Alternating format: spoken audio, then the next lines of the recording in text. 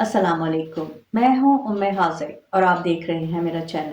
کیا آپ نے کبھی ایسی نعمت پائی ہے جو اتنی جامع ہو کہ آپ بھول جائیں کہ یہ ایک تحفہ ہے؟ 570 میں مکہ کے قریش ایسی ہی حقیقت میں جی رہے تھے۔ انہیں افراتفری کے دور میں تحفظ اور صحرا میں فراوانی میسر تھی۔ کیا قریش نے کبھی سوچا کہ ان کی روزی کا اصل ذریعہ کیا ہے؟ یہ حقیقت اسلامی تاریخ کے عظیم معجزے فیل کے لشکر کی تباہی کے بعد، صرف ایک ہی سال کے بعد، اس کے چشمدید گواہوں کی اولاد بھول چکی تھی۔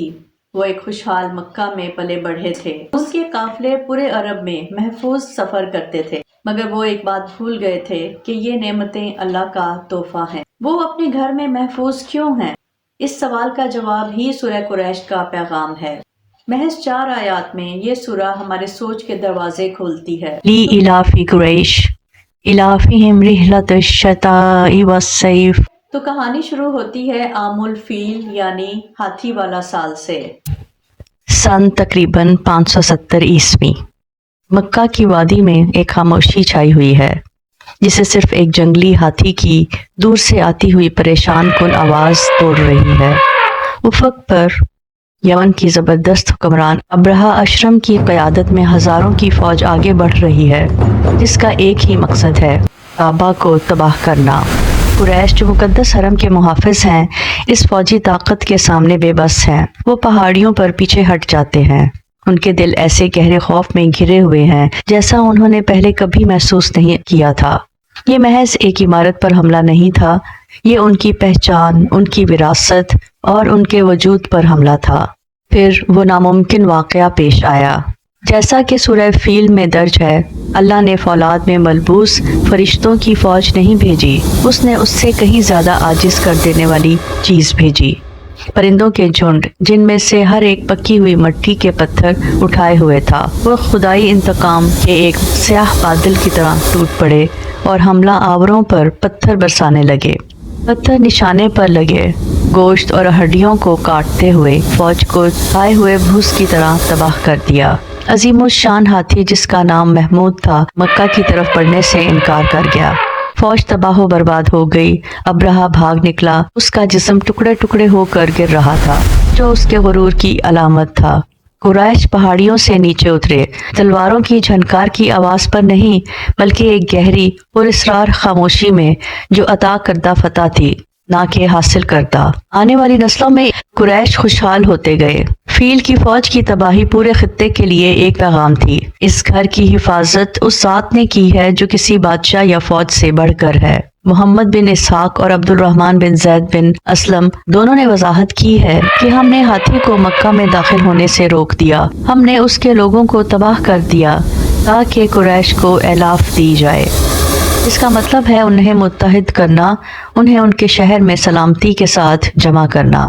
یہ بھی کہا گیا ہے کہ اس اعلاف کا مفہوم وہ تجارتی فوائد ہیں جو وہ اپنے سفر کے دوران جمع کرتے تھے، یعنی سردیوں میں یمن کا سفر اور گرمیوں میں شام کا سفر، تجارت اور دیگر ذرائع سے اپنے شہر سلامتی کے ساتھ واپس آتے تھے، کیونکہ لوگ ان کا احترام کرتے تھے، کیونکہ وہ اللہ کے حرم کے باشندے تھے۔ اس لیے جو بھی انہیں جانتا تھا وہ ان کی عزت کرتا تھا، یہاں تک کہ جو لوگ ان کے پاس آتے تھے، ان کے ساتھ سفر کرتے تھے، وہ ان کی وجہ سے محفوظ رہتے تھے۔ یہ ان کا حال تھا ان کے سفر اور کوچ کے دوران، خواہ سردی کا موسم ہو یا گرمی کا۔ قریش کے مانوس قافلوں کے لیے سردی اور گرمی کے سفر اعلاف کے لیے۔ بسم اللہ الرحمن الرحیم۔ لی الافی قریش الافہم رحلۃ الشتاء والصیف فلیعبدوا رب ھذا البیت الذی اطعمہم من جوع وآمنہم من خوف۔ ابن جریر فرماتے ہیں، صحیح رائے یہ ہے کہ اس آیت کے شروع میں لام تعجب کے لیے ہے، گویا اللہ تعالیٰ فرما رہا ہے تمہیں قریش کے اس اجتماعی اعلاف پر اور اس پر جو میں نے ان پر انعام کیا ہے تعجب کرنا چاہیے۔ گرمیوں کا قافلہ وہ شمال کی طرف شام کے مالدار بازاروں میں جاتے، ڈاکوؤں اور حریف قبائل سے بھرے ہوئے علاقوں سے وہ بغیر کسی نقصان کے گزر جاتے۔ सर्दियों में वो यमन की तरफ जुनूब का सफ़र करते, फिर वही हिफाजत, वही इज्जत, वो किसी जंग के मैदान से गुजर सकते थे और जंग उनके लिए रोक दी जाती थी। उनका शहर मक्का अफरा तफरी के सहरा में अमन की जन्नत था, जबकि उनके चारों तरफ के कबाइल जंगों और छापों में उचक लिए जाते थे। वो एक महफूज हरम में रहते थे, उनके पास खुराक भरपूर थी, खौफ से अमन था और एक पनपती हुई मईशत थी। ये सब एक ही जरिए से फूट रही थी। यही कुरान की अगली सूरत सूरह कुरैश का सियाको सबाक है। ये एक मुख्तसर ताकतवर सूरत है जो एक डिवाइन हकीकत का पता देती है। ये हुक्म से नहीं बल्कि एक एहसान की याद दहानी से शुरू होती है, कुरैश के एलाफ के लिए, उनके जाड़े और गर्मी के सफ़र के एलाफ के लिए। बस उन्हें चाहिए कि उस घर के रब की इबादत करें जिसने उन्हें भूख में खाना खिलाया और खौफ से उन्हें अमन बख्शा।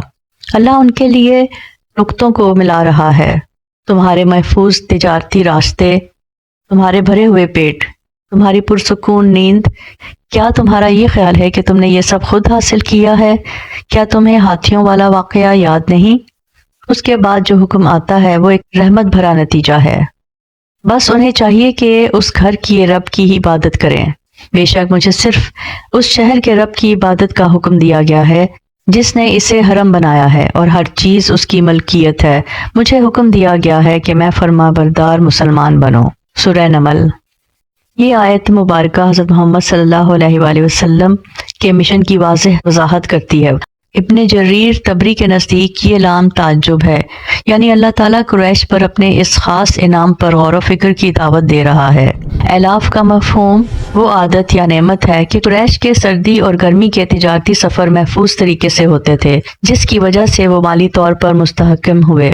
ये इक़्तिबास इस बात की वजाहत कर रहा है कि सूरह फील और सूरह कुरैश दो अलग अलग सूरतें हैं, उनका मौज़ूआती ताल्लुक है। सूरह फील में इस अजीम दुश्मन से हिफाजत का जिक्र है, जबकि सूरह कुरैश में इसी हिफाजत के नतीजे में मिलने वाली इक़्तिसादी इस्तेहकाम और सलामती की नेमत का तज़किरा है। इस अजीम नेमत का मकसद ये था कि कुरैश इस यकसा अमन और मुआशी फ़वाइद के बावजूद खाना काबा के वाहिद माबूद की इबादत की तरफ रुजू करें, जैसा कि सूरह कुरैश की आखिरी आयत में है। बस उन्हें चाहिए कि उस घर के रब की इबादत करें जिसने उन्हें भूख में खाना दिया और खौफ से अमन बख्शा। हाथी और काफिलों की कहानी हमें सिखाती है कि तहफ़्फ़ुज़ और रोजी खुदाई तोहफे हैं, तो हमारी खुशहाली को उसका हकीकी मकसद मिल जाता है। कुरान में जिक्र है, बेशक अल्लाह एक हस्ती की मिसाल बयान करता है जो अमन व अमान वाली थी। उसे हर तरफ से भरपूर रिस्क पहुंचता था, फिर उसने अल्लाह की नेमतों की नाशुक्री की तो अल्लाह ने उसे भूख और खौफ के लिबास का मजा चखाया, इन कामों की पादाश में जो वो कर रहे थे। इसमें उन लोगों के अंजाम से डराया गया है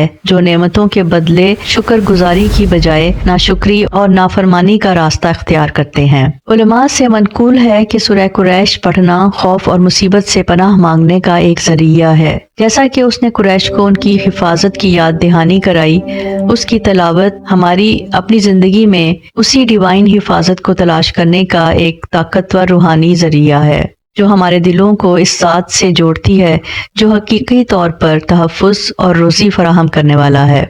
अगर आप सूरह फील के वाक़े वाली वीडियो देखना चाहते हैं तो यहाँ क्लिक कीजिए, और अगर सूरह फलक और सूरह नास के नज़ूल की कहानी वाली वीडियो देखना चाहते हैं तो यहाँ क्लिक कीजिए।